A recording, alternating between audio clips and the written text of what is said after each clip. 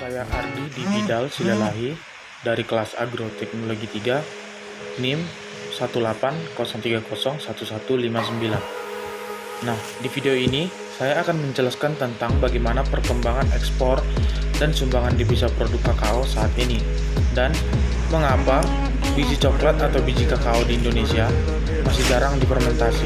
Nah, yang pertama kita akan membahas tentang ekspor dan sumbangan devisa produk kakao saat ini. Industri pengolahan kakao berperan penting dalam memberikan kontribusi terhadap pertumbuhan ekonomi nasional. Pemerintah telah menetapkan industri pengolahan kakao sebagai salah satu sektor yang diprioritaskan pengembangannya sesuai Rencana Induk Pembangunan Industri Nasional atau RIPIN tahun 2015 sampai 2035.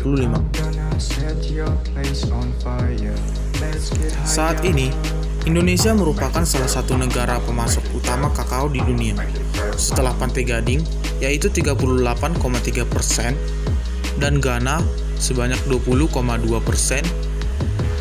dengan persentase Indonesia sendiri 13,6%.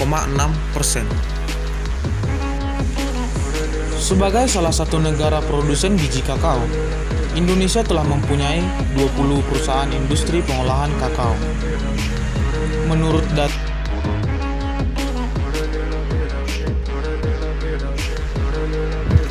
Menteri Perindustrian Airlangga Hartarto menyatakan bahwa pada tahun 2018 komoditas kakao sekitar 85%-nya dari total produksi diekspor atau setara 328.329 ton.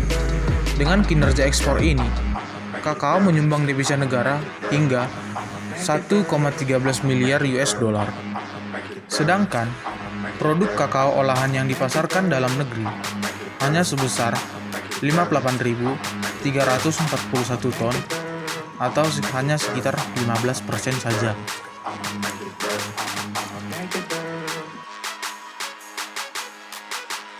Menurut data Muhammad Ridho pada tahun 2017, jumlah produksi kakao di Indonesia mencapai titik rendah sebesar 304.866 ton, sedangkan titik tertinggi sebesar 837.918 ton, dengan nilai rata-rata jumlah produksi kakao di Indonesia sebesar 616.655,9 ton.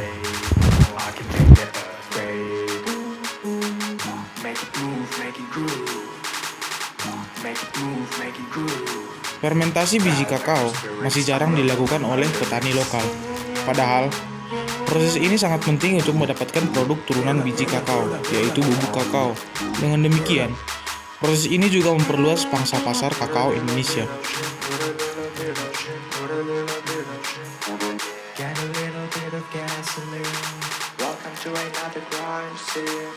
Menurut salah satu peneliti Lembaga Ilmu Pengetahuan Indonesia, para petani kakao kebanyakan tidak tahu jika yang menentukan cita rasa coklat itu dari proses pasca panen atau fermentasi biji kakao.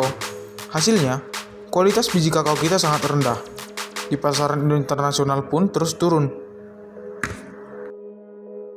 Menurut salah satu peneliti Lembaga Ilmu Pengetahuan Indonesia, para petani kakao kebanyakan tidak tahu jika yang menentukan cita rasa coklat itu dari proses pasca panen atau fermentasi biji kakao. Hasilnya, kualitas biji kakao kita sangat rendah. Di pasaran internasional pun terus turun. Hal yang dapat dilakukan agar para petani giat melakukan fermentasi yaitu memberikan pelatihan tentang proses pasca panen atau fermentasi untuk memperbaiki mutu biji kakao. Salah satunya adalah dengan memperhatikan proses pasca panennya. Jika proses pasca panen sudah benar, kualitas biji kakao pun akan meningkat. Sekian video saya tentang kakao. Jika ada salah-salah kata, saya mohon maaf. Sekian dan terima kasih.